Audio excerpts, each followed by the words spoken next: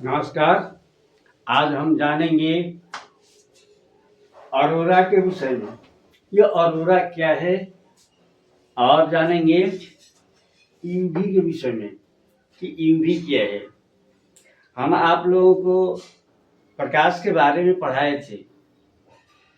सूर्य से जो प्रकाश निकलता है उस प्रकाश में एक प्रकार का ऑरोरा बनता है और उसी तरह से एक भी यूवी आता है। तो सबसे पहले समझते हैं ऑरोरा। ऑरोरा क्या है? तो ऑरोरा एक प्रकार का किरण है जो सूर्य के प्रकाश से निकलती है और वह रंगीन होती है। जिस प्रकार से हमारे यहाँ बनता है इंद्रधनुष, ठीक उसी तरह का ऑरोरा दिखाई देता है।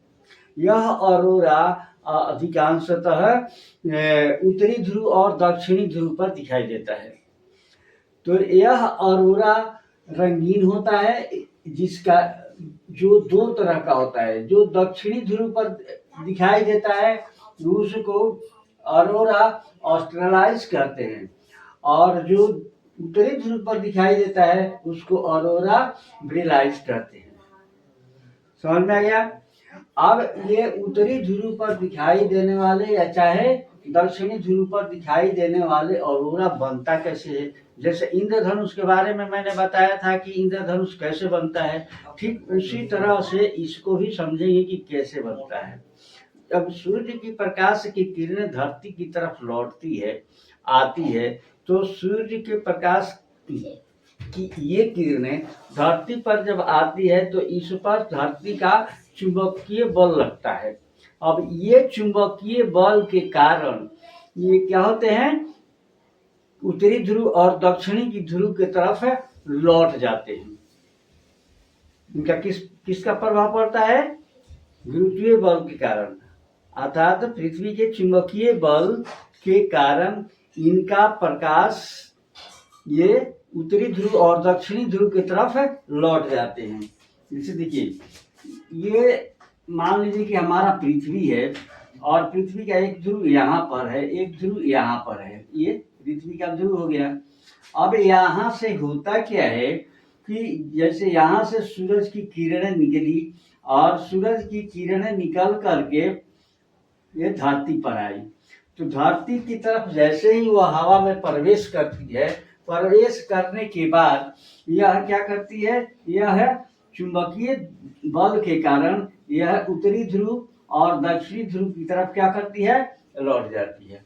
जब उत्तरी ध्रुव और दक्षिणी ध्रुव के पर लौटती है तो हवा में उपस्थित ऑक्सीजन और नाइट्रोजन गैस, ये हवा में उपस्थित ऑक्सीजन और नाइट्रोजन गैस से यह टकराती है और टकरा करके यह रंगों में विभक्त हो जाती है। तो सबसे पहले जो रंग बनता है वह ऑक्सीजन के कारण हरा रंग बन जाता है और ऑक्सीजन के ऊपर बनता है लाल रंग, अर्थात हरा रंग के ऊपर लाल रंग बन जाता है और नाइट्रोजन सबसे नीचे में रहता है, तो नाइट्रोजन नीचे रहने के कारण यहाँ पर बैंगनी और नीला रंग बन जाता है।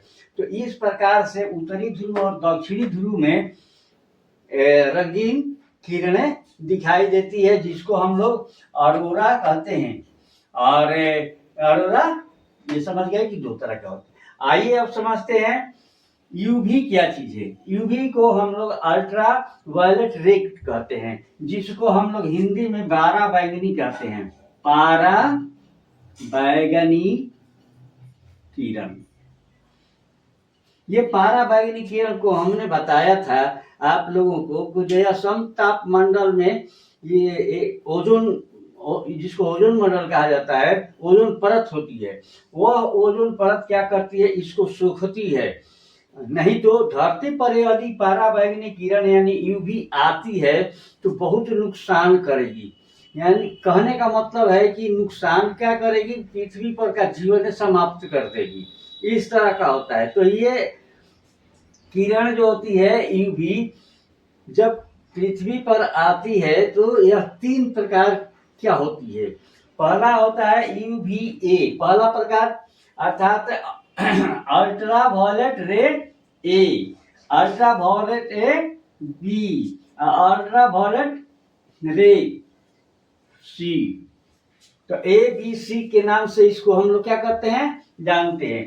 अल्ट्रा भी ए जो होता है वह कम खतरनाक होता है, पृथ्वी पर आता है, लेकिन पृथ्वी पर आने पर जहां पर इसका प्रकाश ज्यादा पड़ता है, जिसका प्रभाव ज्यादा पड़ता है, वहां के लोगों का त्वचा को काला कर देता है, यानी काला हो जाता है।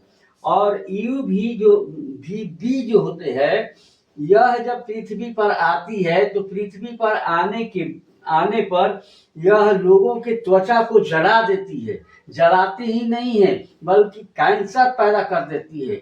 इसलिए यह बहुत ही यह खतरनाक है। और इससे खतरनाक है यूवी सी खतरनाक होता है। यूवी सी खतरनाक इतना होता है कि यह आग लगा देगी, यह जला सकती है, पूरे धरती को जला सकती है, धरती पर किसी भी जीव का वातावरण को एकदम बिल्कुल बर्बाद कर देगी। तो आप सुने होंगे पराबैंगनी किरण के बारे में, यह ओजोन परत से निकल करके छन करके आती है। तो ये UVA किरण जो होती है, जो सुबह वाली किरण होती है, जो उसमें थोड़ा सा मात्रा रहता है, जो हमको हमारे लिए थोड़ी सी क्या कहती है, फायदेमंद होती है। थोड़ी सी फायदेमंद का मतलब जितने वायरस वगैरह होते हैं उसको मार देता है, और साथ ही साथ हमारी त्वचा में यह प्रवेश करती है तो हमारे शरीर के अंदर की वायरस को भी मार देता है। और मारने के बाद यह हमारे शरीर में विटामिन डी भी उत्पन्न करने की क्षमता बढ़ा देती है। अर्थात विटामिन डी कहते हैं ना कि प्रकाश से हमें विटामिन डी मिलता है, तो प्रकाश से मिलने का मतलब क्या हुआ, पूरा दिन भर प्रकाश है तो दिन भर हम प्रकाश से बैठे रहे तो विटामिन डी मिलते रहेगा, संभव नहीं है। तो इस तरह से हम पराबैंगनी किरण जो है हमारे यहाँ यदि पड़ती है तो पृथ्वी के वातावरण को नुकसान पहुंचा सकती है। इसको बचाने का एक ही कारण, बचने का एक ही कारण है कि हमारा जो ओजोन मंडल है वह इसको रोक लेती है, अर्थात वहीं से इसको लौटा देती है।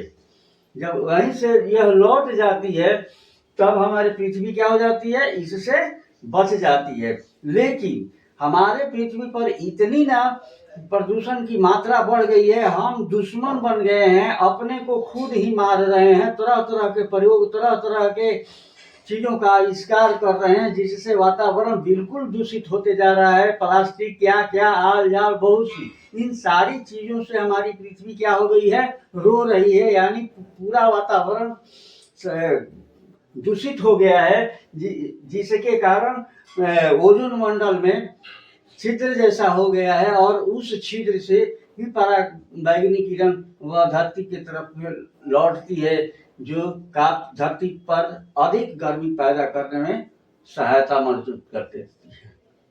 तो इसलिए यदि धरती को बचाना होगा पराबैंगनी किरण से, तो हमको प्रदूषण से बचाना पड़ेगा। प्रदूषण के लिए हम लोगों को बचने के लिए उपाय ढूंढने होंगे, पेड़ पौधे इत्यादि लगाने पड़ेंगे। तो और जितने भी फैक्ट्रियों से और धुएं या जहरीले पदार्थ उत्पन्न होते हैं, इस पर रोक लगाना पड़ेगा, तब जाकर के हम पृथ्वी को बचा सकते हैं पराबैंगनी किरण से। धन्यवाद, आज का इतना ही।